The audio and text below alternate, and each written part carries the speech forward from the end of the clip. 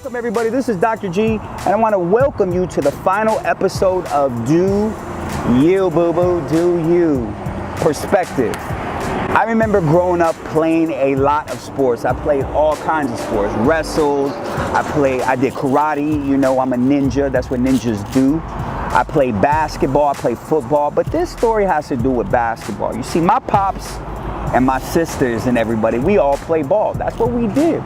And I remember finally growing up and earning my way on the basketball court with my pops. Now you gotta understand something. You have to understand this. Being a little dude, I didn't get to play with the bigger guys that much. You had to work your handles out, you had to work your game out. You know, I got game now, I break ankles. Really has nothing to do with the story, just want you to know I got game. So what had happened was finally I worked my way up to playing with my pops. Now my pops is probably about 16, 17 years older than me, so he was kind of like an older brother to me. So I'm playing with him and his dudes. Now, I have been working my layup, my left hand layup for a minute. I even was dunking. That really just means that I was, you know, just doing layup in Latino Problems world, you know what I'm saying?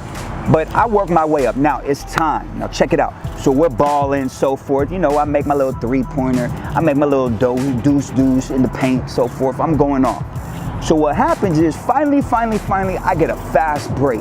And I'm open. My pops, it was like slow motion. I'm running down the court, you know, like, oh! And my pops throws me the ball, and I'm like, yeah, here we go. And my pops is like, go ahead, Papa, this is what we do.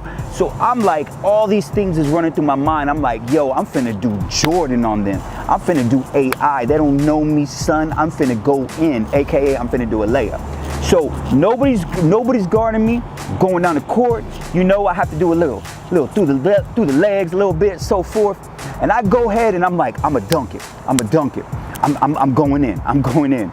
So I go up and it's like build up, like everybody's watching. They're like, Papa. So I'm like, yo, I'm like up there, you know what I'm saying? I bring it from back, you know, to kind of finger roll it right in and like dunk that thing. And I airball. Now don't judge me, all right? I airballed, all right? I was all up in the, you know, I was in the moment.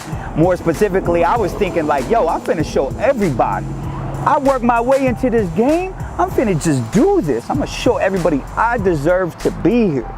And I missed, actually really badly. I airballed the layup. So my pops, looking at pops, and he's just like, boy, praying for you, son.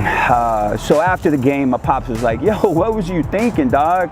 And I'm like, yo, Pops, I'm gonna be real with you. Like, the pressure was on me, and I'm just like trying to do my thing. My pops was like, yo, for real, that's dope. And that's how you was looking at it right then. But I guarantee you, if you get the rock again, and you're in that same position, that same exact place, you're gonna think differently now, aren't you? And I'm like, yeah, probably. So what he was saying to me was, you probably will switch your perspective. And to be honest with you, looking back on them, man, I look at these different moments and yeah, I definitely switched my perspective.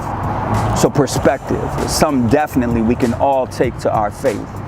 A lot of you who are watching this, real talk, you may have some type of perspective about your faith. It may be your grandparents' faith, it may be your parents' faith, but how do you look at your own faith? So we can take that same thing perspective and looking at it from different angles. And especially whenever it comes to Tekashi 6ix9ine. Yeah. So check this. There's two different perspectives that you can take and looking at him. Now, I'm not trying to glorify him. I'm not trying to make him into a saint or anything along those lines. But you get two different perspectives from him in two different recent interviews that he did. The first one is with The Breakfast Club. Now, Charlamagne and all them dudes, I do like Charlamagne, Donkey of the Day, all those different things. But if you look at where they start out, they're coming at him like sideways. And they're making him talk about all the drama that he's gone through, all the different beefs that he's having and so forth. And you're like, man, this kid, and if you watch the interview, he even says like, yo, y'all want to start right there? Let's start right there. We could do this. Now, that's one perspective. Now, check this out. Let's switch gears and look at him from the Angie Martinez perspective. Angie Martinez recently did an interview with him. And before they jumped into the drama, which he's all known for, and he's definitely a troll, he admits that. Before they jumped into all that, it was probably about 30, 45 minutes of him talking about his background. And you find out some things about him. You find out that when he was about 13 years old, That he saw his father pass away, get killed. He got so depressed and sick, he dropped out of school in middle school. Not only that, like, he was so depressed, he went down to 90 pounds and he almost died. Like, his mother, who didn't know any English or anything in this country, had to get somebody to come help this dude. Kind of gives you a different perspective. I mean, you look at the dude, like, and again, I'm not saying that everything that he says and does is definitely not Christian by far. But it does give a different perspective on him once you start to dialogue with him. And dare I say, that's where a lot of us need to do. We need to dialogue with people before we start passing judgment on them. Before, you know, it's really easy to look at people and say, yo, this is about them, this is what they're about. But truthfully, we don't know why they're doing what it is that they're doing. Let's take that same exact perspective, if you will, to John 4, the woman at the well. What happens is Jesus is walking around, and it's funny, I was thinking about this on the way up here. You have John, whose perspective is he's the beloved disciple. There's this dope picture where John, the beloved disciple, is resting his head on Jesus. And they're sitting at like a table, if you will. And he's resting his head on Jesus, and Jesus is looking a certain way, and John is looking at a way, and it's kind of saying, the artist is kind of saying that John is giving the perspective of Jesus. When you go to John 4, you have Jesus, man, he's going, you know, he's healing dudes that can't see, they finally can see, dudes that don't got no hands, they're throwing gang signs now, dudes that got no legs, they're doing the moonwalk, all those different things. And finally, you come to John 4, and it says this little thing that's going to give you a different perspective. He says he has to go through Samaria. So check this out. If you're looking at a map, you see Jesus is up here with Galilee of the Gentiles more specifically. And he has to go to Judea. And check this out. Usually what would happen is they would walk around. I don't know how many days or how many hours, but I know it was a minute. They would walk around because they didn't want to go through. Right in the middle of this was Samaria. And why they didn't want to go through there was specifically the Samaritans were half-breeds. In other words, they weren't a pure race. I want you to think about that for a second. They weren't a pure race, and they were used to walking around. So Jesus has to go through there, and he takes his disciples all the way, instead of walking all the way around, he wants to walk through it. And he meets this woman at the well. It's 12 o'clock, it's mad hot outside. I'm pretty sure the flies weren't even out. They're mad hot. And he sees this woman who's going to get some water, if you will, and he meets her there. He's waiting for her. And she comes up on him, and he tells the disciples, like, hey, I want you to go away. So these disciples, they haven't been interacting with the Samaritans, with this other race, this other ethnicity forever. That's what they were trained to do from their parents. They were taught that way. So they have to go ask these people who they've been avoiding their whole lives for food, for water, all these different things. Imagine how that felt.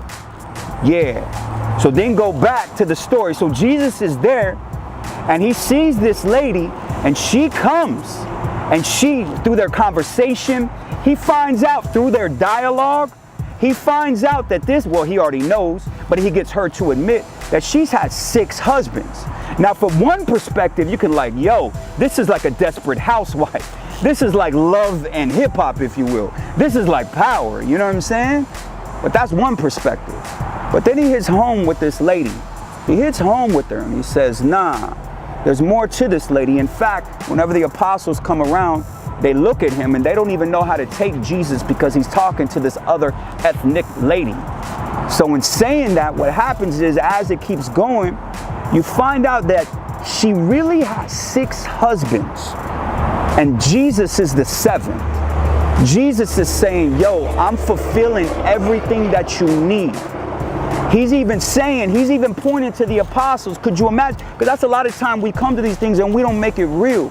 So he's right there talking to this lady. The apostles come up, and when you read in the scripture, they're like, they don't even know how to react. So he's probably watching them out the corner of his eye, and he's like, yo, I want to teach you guys. These are people just like everybody else. You've been taught this way of dealing with this ethnic sort of people. This is wrong. Let me show you a different way. Let me give you a different perspective. Let's apply that to everything that's going on in our world today. I remember when all this stuff started happening, Remember, I called my father. My father served 20 years in the military. I want to make sure I say that before I start down this road. And I called him with all the race stuff that's going on, all the different drama. And I remember calling him. I was going to catch an airplane to Washington to speak, and I hit him mad early. And I'm like, yo, Pops, what's up? It's like 5 in the morning. He answered the phone. He's like, yo, what's up? You good? I'm like, yo, I want to ask your perspective on everything that's going on. My Pops tells me something. He takes a deep breath and he says this. He says, I wish whoever's out there starting all this drama, I wish they had a different perspective on what it means and what it really, really happened through the Jim Crow laws and how they've played out. Now I want you to think about what it means to live in an African American community when you have police that aren't like you who are harassing. What he was saying was, I wish people had a different perspective before they open their mouth. And isn't that a basic Christian concept? Before we open our mouth, we step into the shoes of those people, of our people, if you will. And real talk, isn't that what Jesus is doing? And I'm gonna be real with you. I remember watching the different videos for the Tekashi 6ix9ine where I started with, and I remember hearing his drama of how it was when he grew up. It gave me a different perspective of him. What I'm getting at is that basic Christian principle of mercy, of before I judge somebody, I know what it's like. Now, I can only imagine if you're watching this, I kind of gave a perspective of one side, but it goes both ways. And if you go back to the scripture, she says, like, yo, my parents taught me how to worship this way. That's not a wrong answer. That's not wrong, but that don't make it right. Because your parents or people who come before you have always looked at a certain group of people that way, that may be right in that they've done it that way, but that doesn't make it right in that is that the most Christian thing to do. And I dare to say the reason why Jesus came was to challenge that. In fact, he does. He does challenge that. And whenever you go to Acts 2, you see Paul, he's stepping out and he's starting to kind of bring in different ethnic people, the Gentiles, if you will. Keep following that in Galatians, you see Peter, our first pope, Peter himself, who doesn't want to go around Gentiles. And Paul calls him out. In fact, in Galatians, he says, I told Peter to his face about only staying with one group of people. That is not what we're about, brothers and sisters, on both sides, if you will. What is it like to grow up in a neighborhood like that? Before you pass judgment, why don't you at least go see? And what is it like to not grow up in a neighborhood like that? Because it goes both ways. Dialogue. Isn't that what Jesus is getting at? So we can see that with the Angie Martinez and the Breakfast Club talk.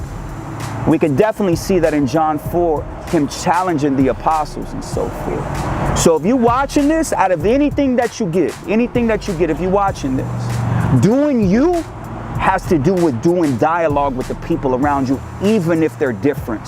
Because difference should not separate us. In fact, if we're Christian, our differences should bring us closer together and make us stronger together.